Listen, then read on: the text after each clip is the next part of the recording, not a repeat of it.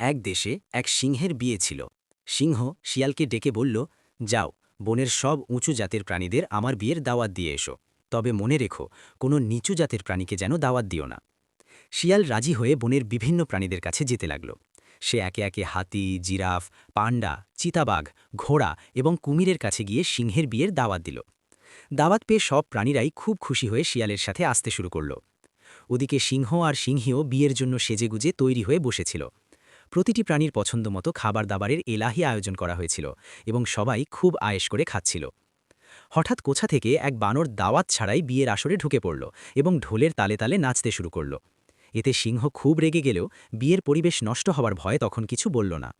বিয়ে শেষ হওয়ার পর সিংহ শিয়ালকে বলল, যাও, ওই নীচ জাতের বানরটাকে আমার কাছে ধরে নিয়ে এসো।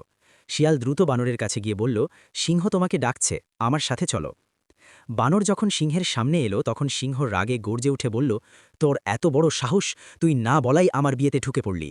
তখন বানর খুব শান্তভাবে উত্তর দিল, অহংকার করো না মহারাজ, বিয়ের আগেও আমি সিংহ ছিলাম। অর্থাৎ বিয়ের পর সবাই জবুধবু হয়ে যায়।